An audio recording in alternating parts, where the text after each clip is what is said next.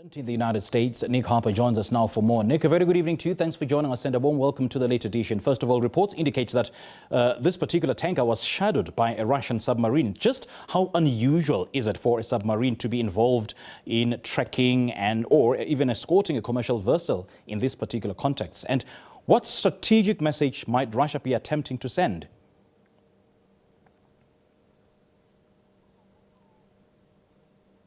Well, it's not normal for a submarine and a warship to be flanking an oil vessel in this type of way. But I think what we've seen is Russia, as it were, coming to the aid of the Venezuelans to try and transport this oil, or at least move this tanker more safely across the Atlantic Ocean. Now, from the United States perspective, though, they are accusing Russia of being involved in this, of being involved in efforts by Venezuela to evade US sanctions.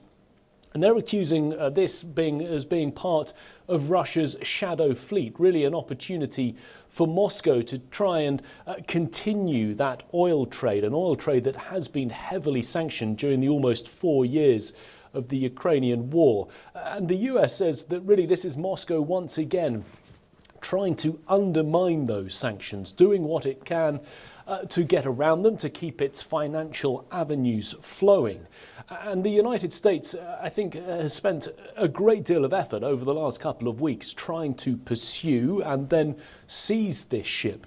And despite those efforts from Russia, Washington is saying that it was able to get on board. And of course, the Russians, amongst all of this activity, are furious, warning that the Americans must ensure that everyone on board that is a Russian national must be safe and must be secure. But it has undoubtedly not just created problems between the US and Venezuela, but escalated tensions there between the United States and Russia as well. And I would imagine the international interest as a result of, that escalation of hostilities, because the U.S. military action here is being described by officials as one of the most significant in recent history. So from your understanding, Nick, what makes this operation so unprecedented compared with the past high sea interdictions? Is it the involvement of multiple military branches? Is it perhaps the pursuit into international waters, or the Russian connection, or is it something else?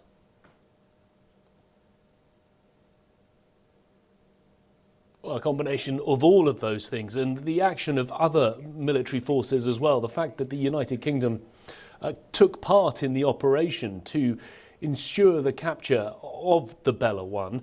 The Venezuelan, as it was formerly known before the US says it changed its name and flag to a Russian flag, changing its name to the Marinera, and that all prompted that 2-week pursuit. But with it ending up in that part of the North Atlantic between Iceland and Britain's northern coast off Scotland, we saw UK forces being activated as well. Now, they weren't part of the actual capturing.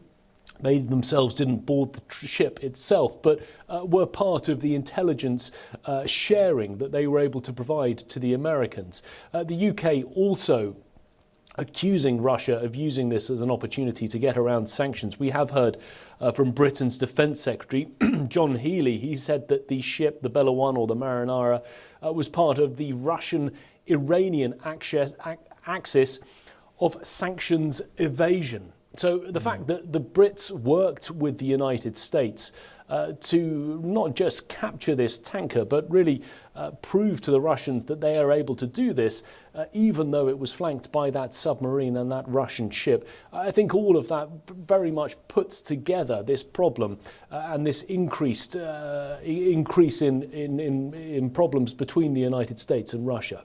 And more so because legally, the United States justifies this action as enforcement of sanctions. So can you explain the legal framework or the court authorizations that the US government has cited, to seize a vessel in international waters?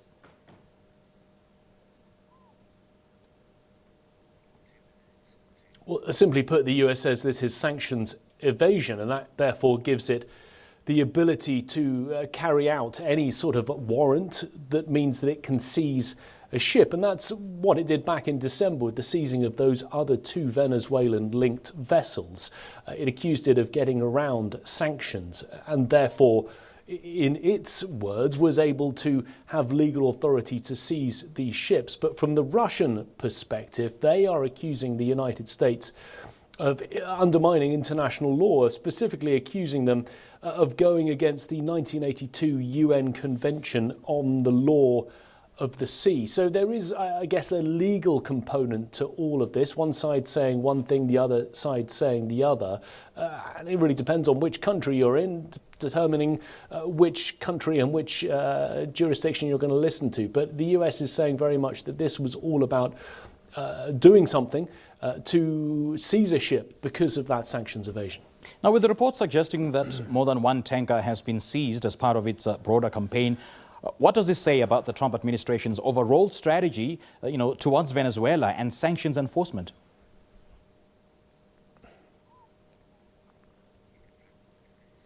Well, that's right. That second ship as well, also captured during the course of the day, called the Sophia.